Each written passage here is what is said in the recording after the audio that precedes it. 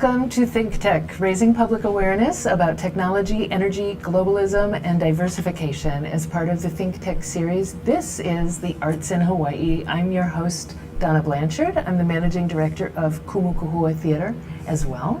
Today I'm talking with Marcus Brown, who is a Shiatsu massage therapist. Let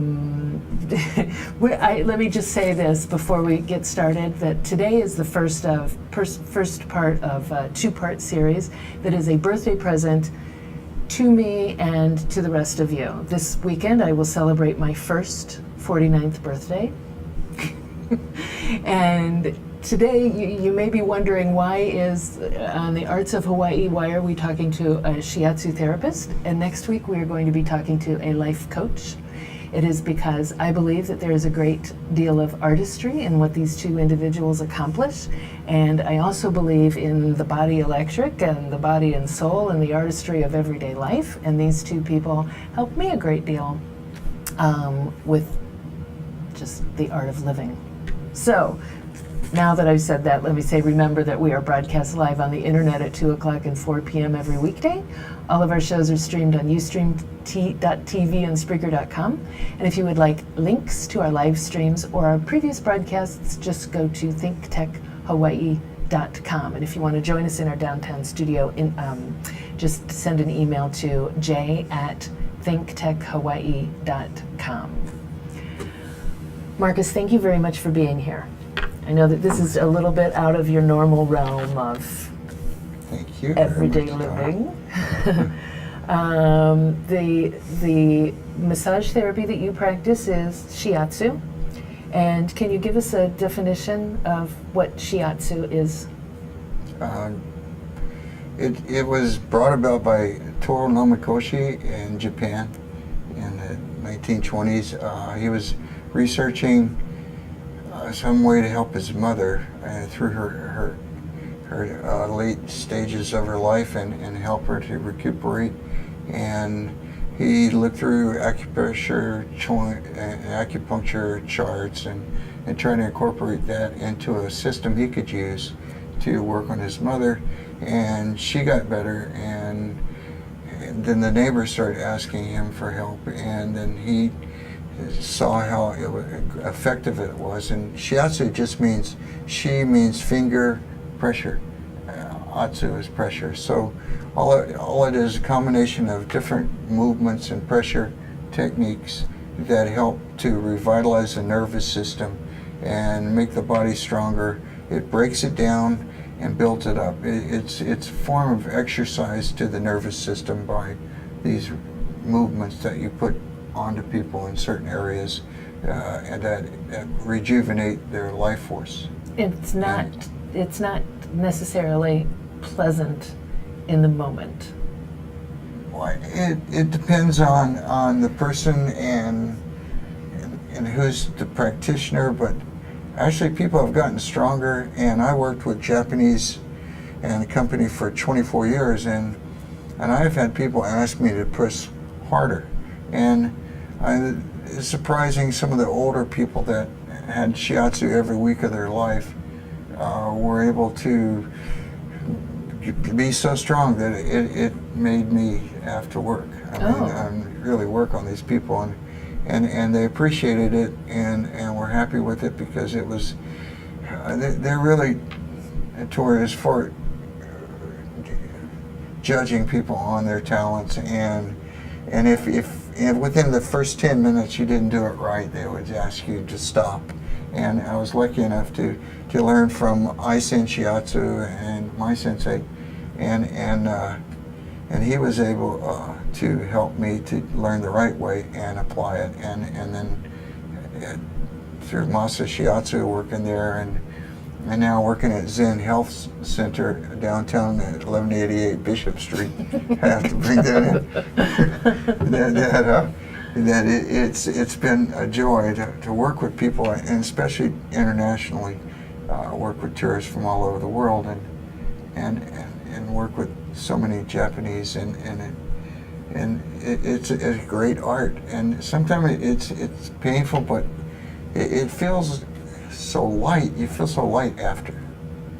There is. Well, I wouldn't continue to go back, and Yeah. I am new to this, so I've had deep tissue and therapeutic massage and lymphatic drainage, and I've had all sort of work done before over the last few years that is intense in the moment, and the benefits of it far outweigh potentially an hour of some discomfort.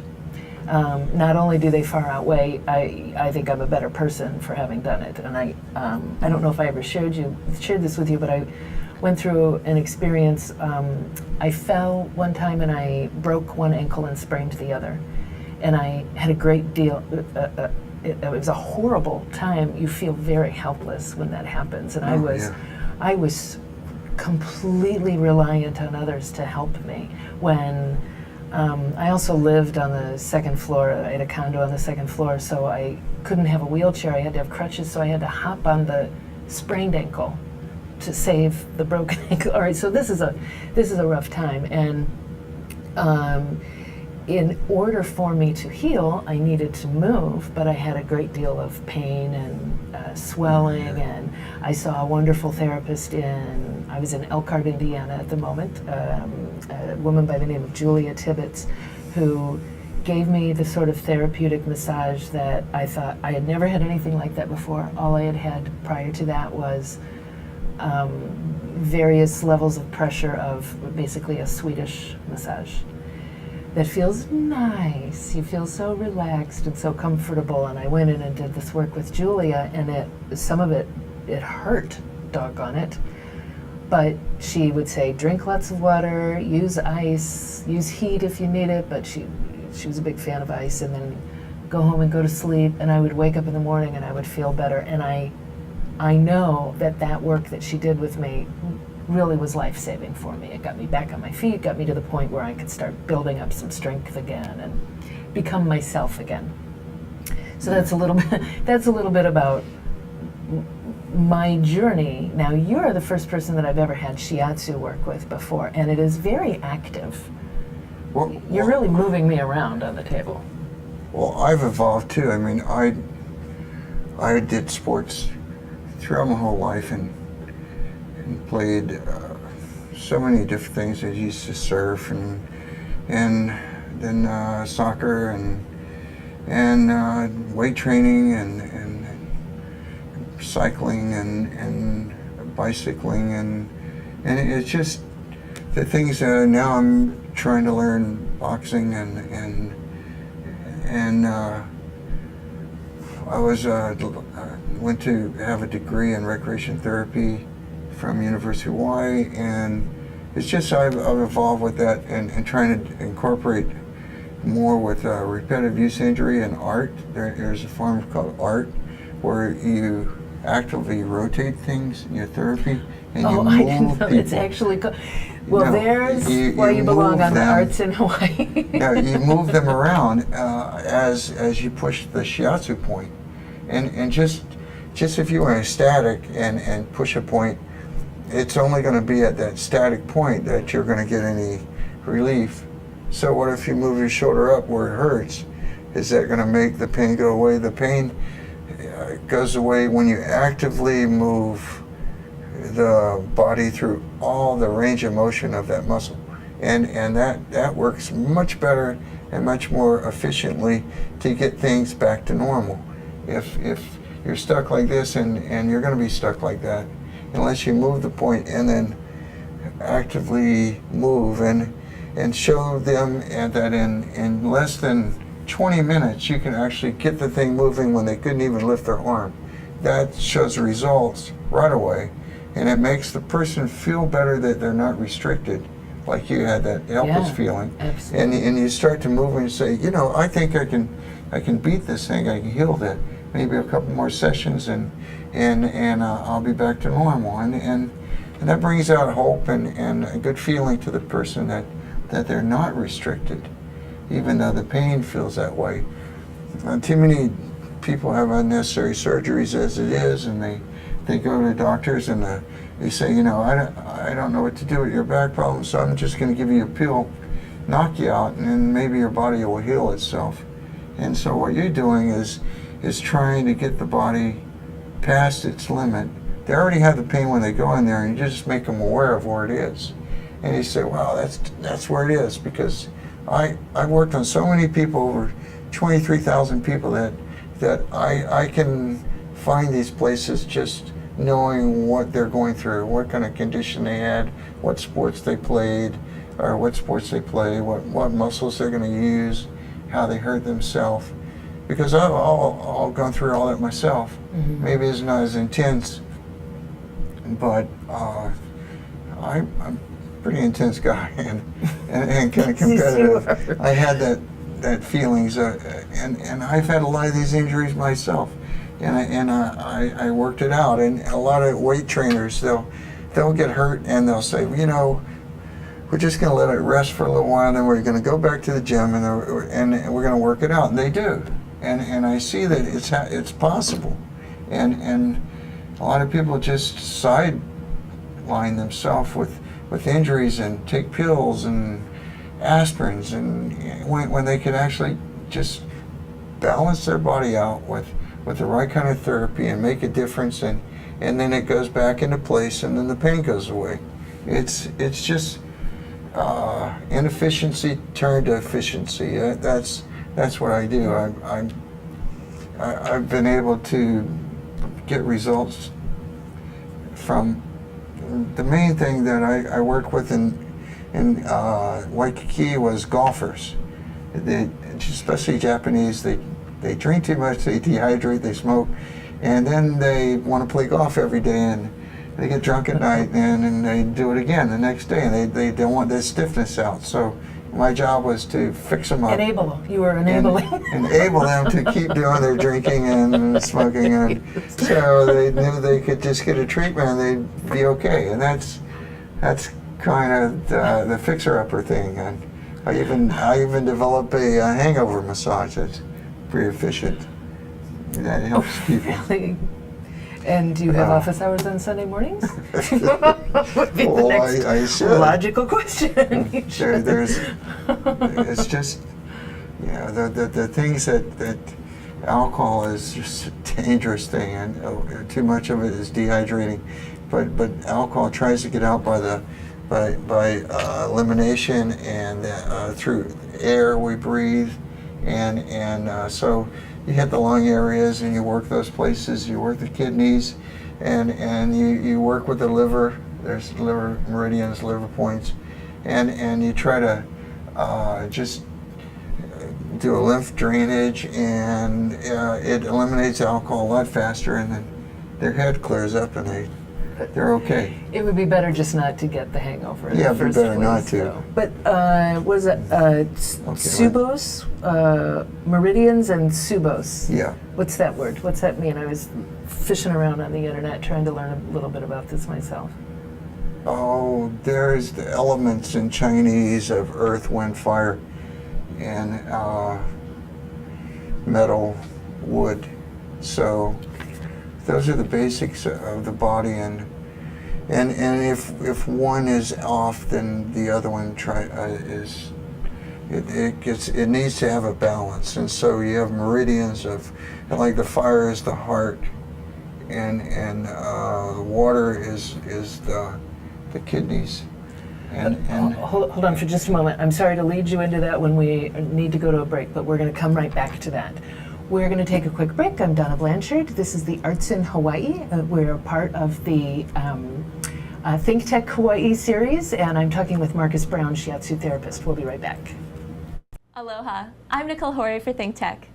For nearly half a century, the Hawaii Foreign Trade Zone No. 9 has brought the benefits of the Foreign Trade Zone program to Hawaii businesses and entrepreneurs. DBET, the Department of Business, Economic Development, and Tourism, operates Hawaii's Foreign Trade Zone program to encourage international business and economic development.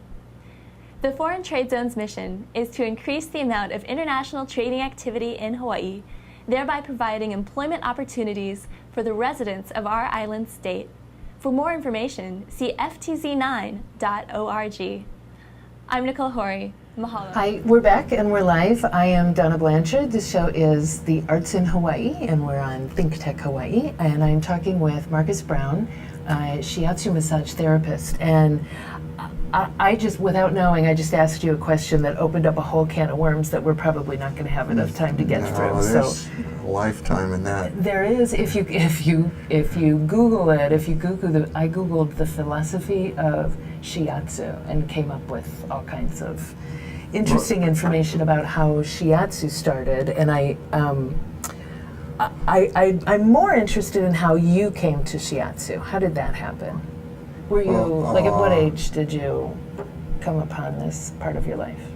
Well, I was going to University of Hawaii, and I took up courses. It was in reflexology, and got certified in reflexology, and I was amazed by the relationship of points in the hands to actually, and the feet to actually to help the body, and then I started to learn more on acupuncture parts and acupressure, and got involved with Swedish massage and learned that while I was going through college, and then I ended up with sports massage and a class by Otto Molina, and then I graduated, and I took a job with the Department of Health, and it was different than what I wanted. After 6 years, I was looking for something else. I went to the marathon and saw because I was doing on the side little the sports massage Swedish, and I saw the Shiatsu that Anjin was putting on every year. They put on for the marathon, and it was what I wanted. No one had to disrobe.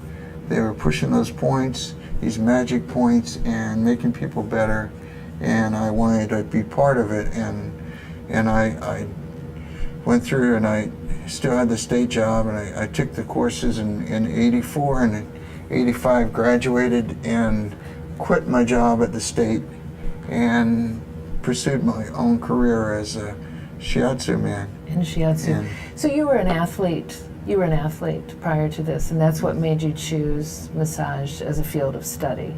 Yeah. Or sports medicine, or sports. Well, I was a brainwave technician in the Army, and that got me interested in what the brain is, psychology. What does a brainwave technician do? You put adapters or needles through, and there's electrical. We're a chemical factory, and we produce electricity in our bodies.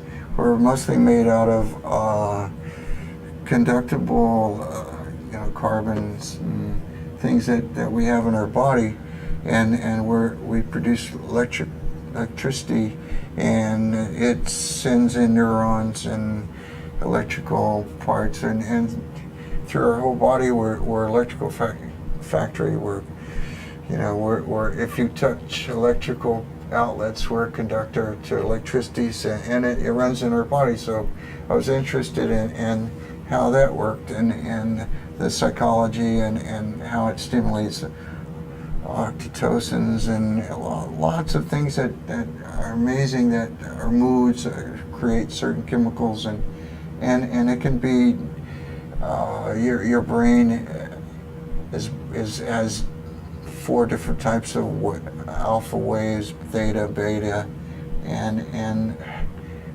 delta, and the meditation goes into alpha. Those things. So you measure the waves of the body electricity in certain parts of the brain through these electrodes on the head, and then you can tell if somebody had a stroke, what's part of the brain's affected, if they have a problem with seizures, if they have sleep deprivation, how it's affecting their brain through those tests. And that's what I did, and it led to the fascination with how you could stimulate a certain area of the body through just a touch, and find that we also have electricity in our hands, and you can develop your chi through exercise, tai chi, certain movements, and you can use that when you touch people. Certain people have more than others, and then naturally, and then some people you develop it and through exercise, and you can use your body as an instrument to influence another's chi through the touch. And so But shoot, being off on a point makes a big difference. There's like shoulder problems. If you just push the trigger points on 6 different areas, and you can release the shoulder girdle, and all those muscles that are restricted will be unrestricted, and then you have freedom of movement when you can only lift to here. And all it was knowing the right points, right pressure, how much time, and to move them and see that how much restriction is still there, and then go and do this point. Maybe this point's a little bit more than needs to be done, and then after it's all done, the shoulder just it raises up. You can take care of a frozen shoulder injury in 1 session or 2 sessions if you do it quick enough. But if you leave it too long, you get stuck, and then your body is used to now being stuck. And if you just go to the right therapist and do the right things, then you can alleviate that problem without having surgery, without having a lot of different things that you take pills and just kill your pains and also kill your brain, and it's a faster, easier way. It may hurt a little bit, but it hurt before you came in there. I just made you aware of it and by the pressure. So you've spent a lot of time being fascinated with, or being at least actively engaged in the science of points that govern mentally as well as physically. You have to know and sometimes just telling people that they're going to get better, they'll get better. Okay, so metaphysically also, you're pushing metaphysical, you're pushing buttons. Well, when you show them through the movement, it's not just Shiatsu, it's Shiatsu and movement therapy, and sometimes pre-exhaust an area and move them around, and then you free it up, and then it's a lot better than just doing nothing and waiting for it to happen. Well, and I think that to a certain extent, we all expect that as we age, we don't feel as good. And I can remember, but no, we all expect it.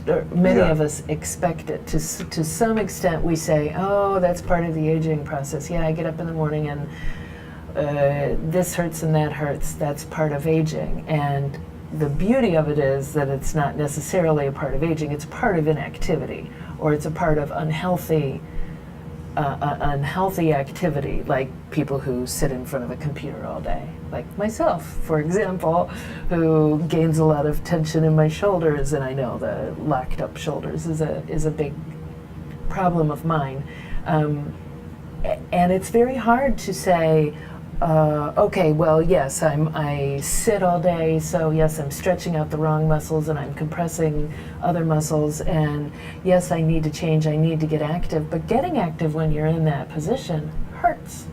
When your body is locked up. And in defense of Western medicine, I must say I've never gone to someone who said, take this pill and you'll feel better. I think that has advanced a great deal over the last 20, 30 years.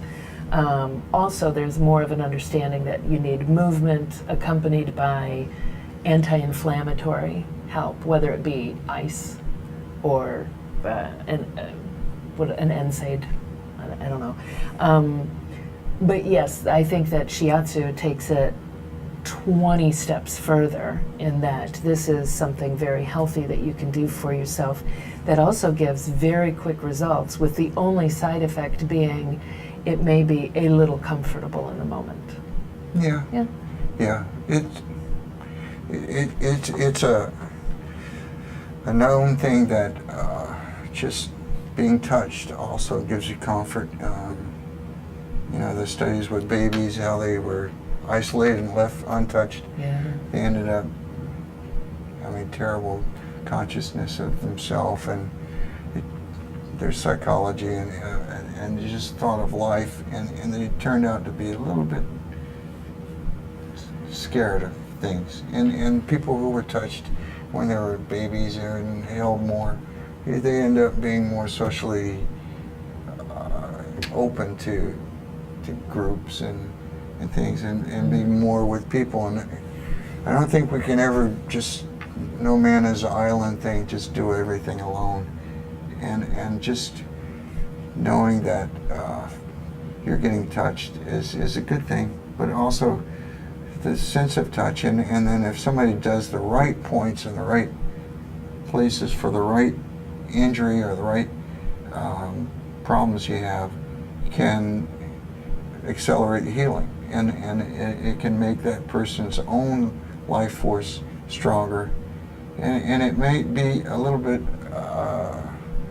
abusive or scary to some because they're not used to it, but they do get stronger, and actually they start liking Shiatsu. They don't even have to go as much, and some of them keep a maintenance schedule.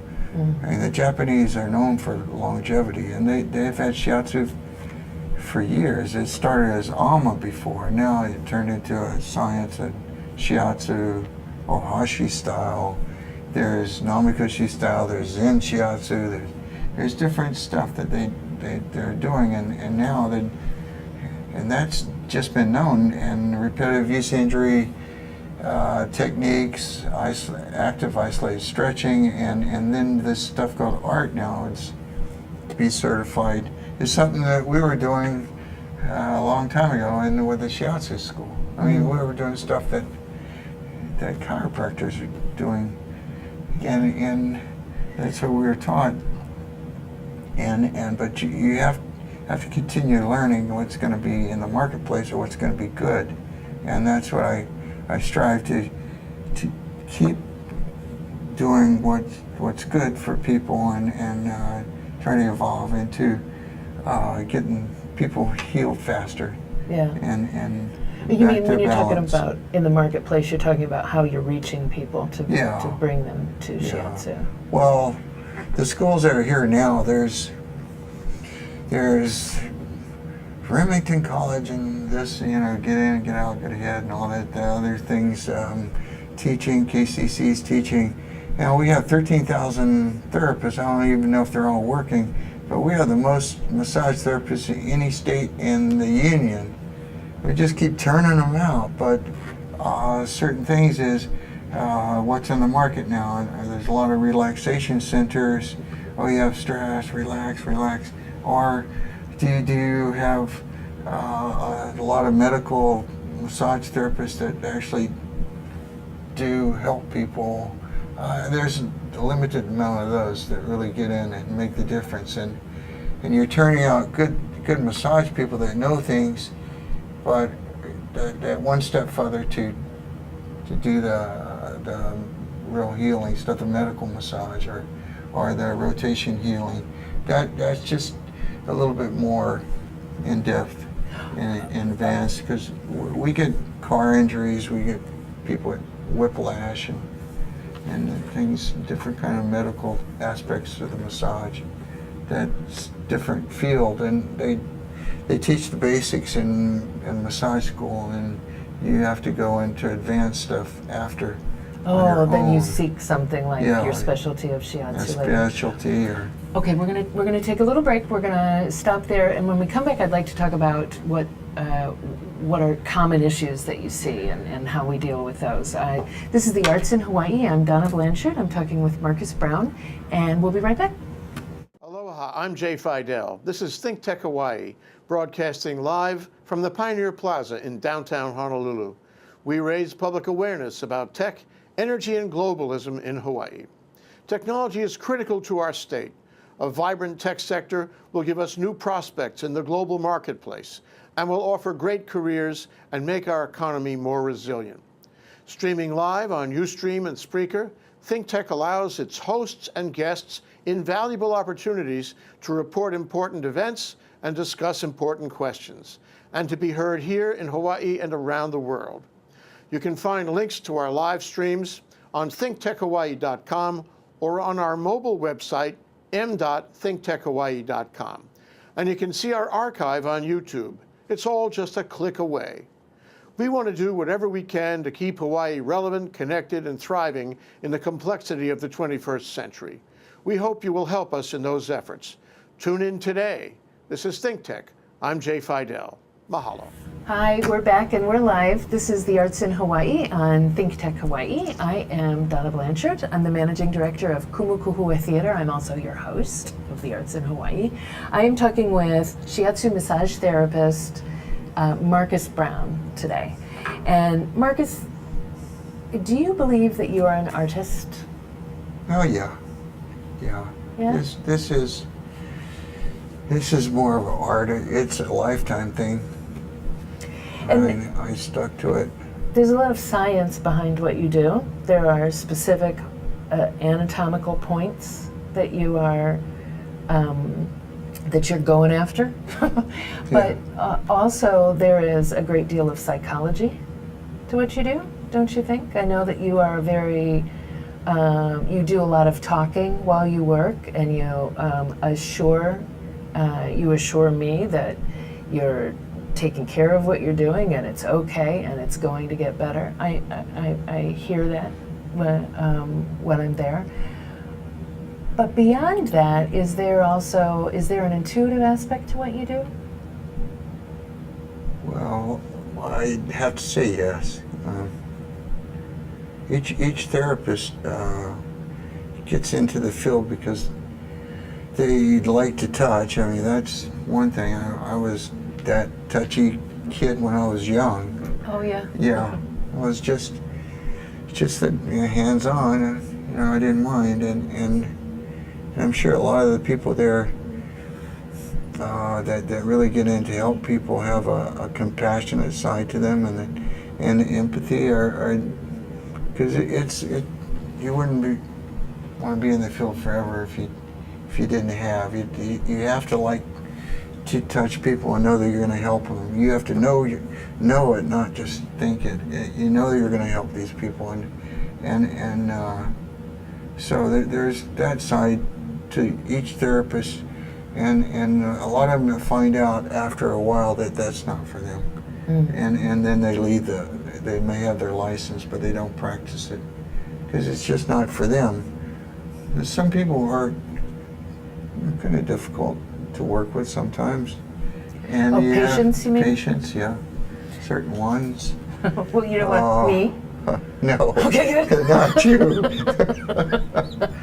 What are you trying to say? Think about that.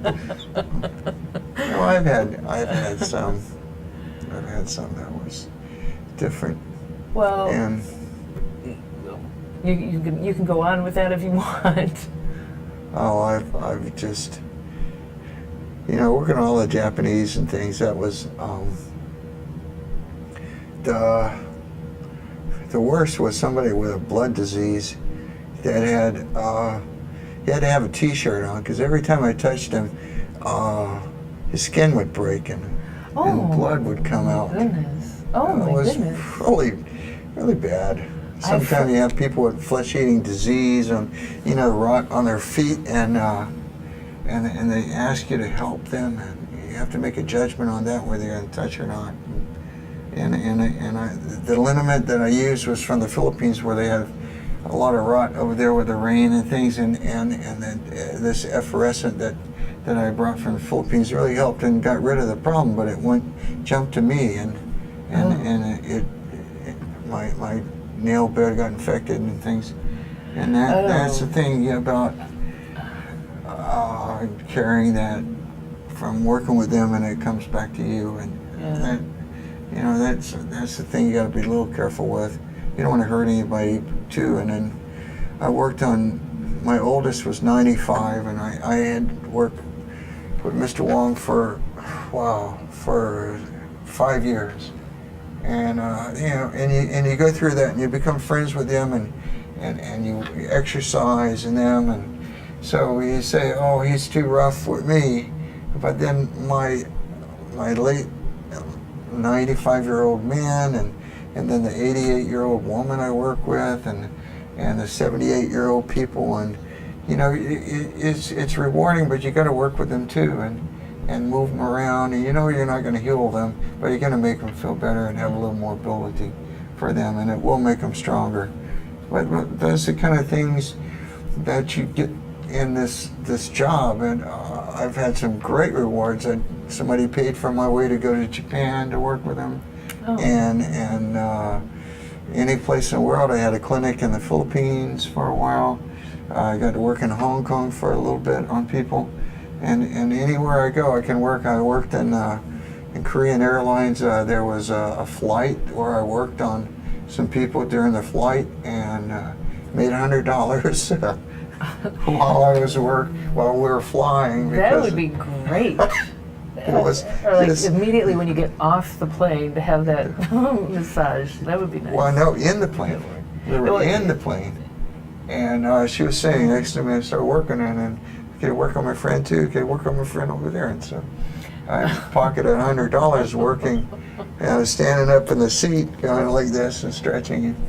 And so it's been fun. And then when I got to the wait in Korea to go to the Philippines, somebody said, "Can you work on me?" And then I made a little extra waiting a couple hours to go to the flight to the Philippines. And then one of the persons I worked on, he needed a ride, and I met him, and we gave him a ride to his next destination. Yeah, it's a good personal job because you get to know people. The people that you see, do you see the same problems over and over again? Do you see a lot of the same issues? Yeah. My earpiece keeps popping out. A lot of the same issues. Especially nowadays with computer work and the stress going on with finances, maybe are working extra hard because Americans really work hard and stay at their desk long hours sometimes, and I'm seeing a lot of shoulder problems, a lot more traps and neck headaches, eye strain.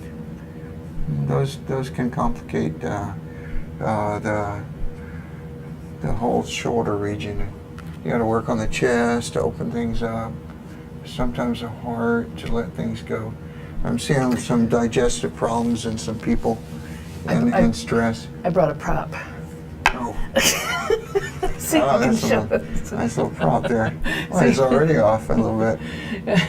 So you can show us where.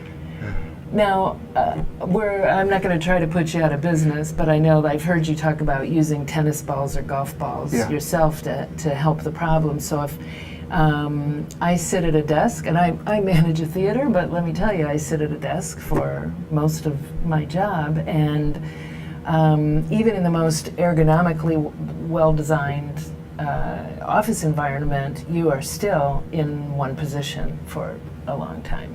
Well, I try to tell myself to get up and once an hour, got to get up and walk, at least walk down the hall and back, do something. But I know that I am not alone with getting the same problems over and over again. So show us on our little friend. We should call him. Which one's the front and back? Which? I mean, you're the therapist. The side with the bottom is the back. Okay. Okay, so we'll call our friend Zach here. So Zach sits at an office chair all day. Okay. Every day. And what pains, where is he likely to feel results of his particular inactivity? Remember, you're going to be like this, and you're probably hunched over a little bit. And so just try to hold this for forever, and you see where there's going to be contractions in here. Everything contracts. Remember that. This contracting, the other side has to let go and loosen up so that it can hold back. So this is the way it's contracted over a while. You get points in the traps right on the top. You'll have that. You'll have right in the back of the skull. Those are the attachments for all the muscles that come in. They attach right underneath, right here. And so those are common areas that help with the eyes and also to help to start the release of endomorphins that come in and help the traps. You'll work in the chest to loosen up. You'll work with the deltoids, the anteriors right here, and then you'll start to open up the back too, and work with all the scapular muscles. And work through each of that, move the delts and work that way to work them and open it up, work it out, open it up. and then try to pull back, and so that they feel that this is opened up, and then they're breathing better. A lot of people have problems because they're breathing. They're instead of stomach breathers like everyone should be, they end up being chest breathers. So putting that in, and the weight of the head, usually 15 to 25 pounds.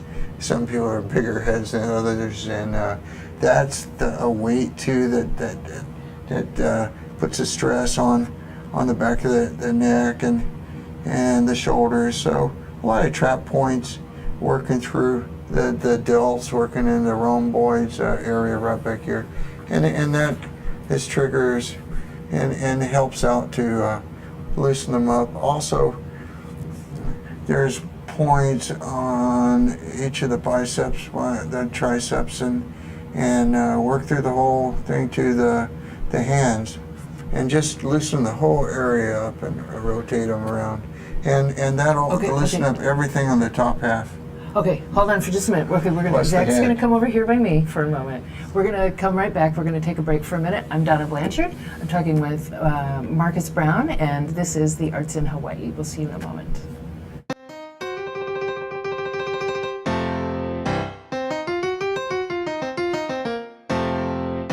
I'm Bill Spencer, President of the Hawaii Venture Capital Association. We do monthly luncheon programs with ThinkTech about things that matter to Hawaii entrepreneurs, investors, and business service providers. So join us on the fourth Thursday of every month at the Plaza Club. For information about upcoming events or to join our mailing list, visit hvca.org. See you there.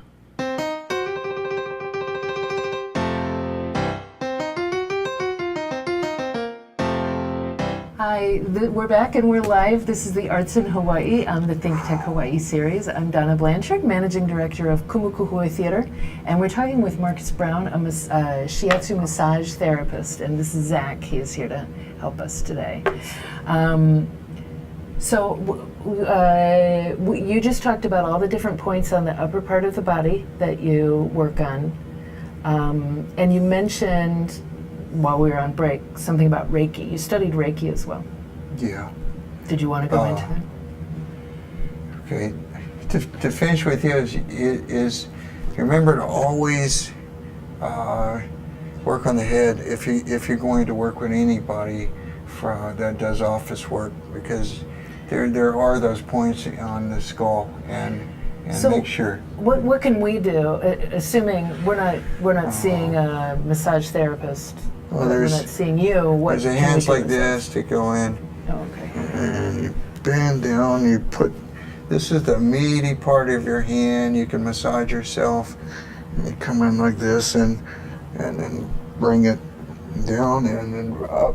You can massage your neck like that, and massage areas, and then you can push right here. There's a ridge line right in the back of the head. Well, yeah, you can feel that. Before the midbrain, before that, and you just put your fingers up there and lean back and push, and brace yourself like this and push back. And that helps to release and a lot of tension from the neck down. And like I said, they have that stick. There's a stick that they make, the Hawaiian cane, they call them, the chair. Oh, I see them in the farmers markets all the time. And then they used to have Ma roller, but you could use 2 tennis balls, put them in a sock, tie it together, and just lay on the tennis balls and on those points. So where do you want the tennis balls to be on the back? The tennis balls are right in between one ball on each side of the spine, and you just put that there and lay back on it. Oh. And the middle of the, there's a gap in between the tennis balls. That's where your neck goes, and you can lay back and use that as a therapy technique. Rolling on the tennis ball. They have different things that are out there on the market. And what about the work for the hips when we sit all day? We sit in this position all day. That leads to a lot of back problems. Well, in a lot of the cases, your your back muscles, your hamstrings are shortened, and they'll be shortened. So you try to work the hamstrings quite a lot. There's pressure point, and work the glute areas, and quadriceps right there, and certain places on the glutes and the sciatic nerve, and that lets the tension out. And a lot of times, just well, you have to trust the person or ask them for sure. But work the stomach and move that. And Oh, the stomach. yeah, the stomach is there's points that press against the top of the erectus muscles, and well, right in here, your stomach will come down and press against the top of this muscle here, and sometimes just to roll the stomach back and forth like this to help relax, and then push these 2 points and open the quad muscles up, and you can relieve a lot of tension through the glutes in the back, the sciatic muscles, the quadriceps, the piriformis. Just using piriformis can get rid of the sciatic problem in 1 treatment, 2 treatments, and working on the top of the quads, and just balance both sides. And balancing both sides, balancing the back, will bring a lot of equilibrium to both sides of the body, and then you're good to go. And it's all about getting our balance restored so that the body can take care of itself. Poor thing, he's pretty stiff, yeah? Yeah, careful. That's my prop. All right, thank you very much. We need to wrap up here, and I think I really appreciate your being here. I think that we can learn a lot from athletes, because athletes have physical therapists and they have coaches that they work with throughout their careers, and most people who are not athletes don't have that benefit, and that's part of and I think that we should, and that's part of the reason why I'm having you this week and a life coach next week. I think we can all benefit. Well, one of the things that really is important is it's just starting something, and it's never too late. There was an 88-year-old guy in India that started to do marathons, and then he finally gave it up at 93. So we can learn a lot from him. Yeah, there's a lot of things out there. Anybody who goes out and does anything is an athlete to me. If it's always a start, don't put a label on it just because you're not built for something. But get out and do something. Your body was not meant to just stay in one place. Yeah. And we're travelers. The heart is in the foot, they say in China, and that's your second heart. So if you're having some problems with your legs and circulation, go walk, and that'll pump the blood back up to your heart. Once it gets stagnated, though, and you'll have, weight problems can cause knee problems, can cause foot problems, and the hips. It starts with the hips and goes all the way down. Everything has to be in alignment. Athletes realize that and get out and do something, and they heal faster. And I can work on an athlete and get him back just really quick, where somebody else takes a little bit longer because they're not used to having that much circulation. All of that motion. Yeah, and all that motion. So it's a fine art to take care of your body, and each person is different, so they know what they want and need. But don't just not do anything. Thank you very much. Yeah. We really do have to wrap up. I told you once we started you weren't going to want to stop.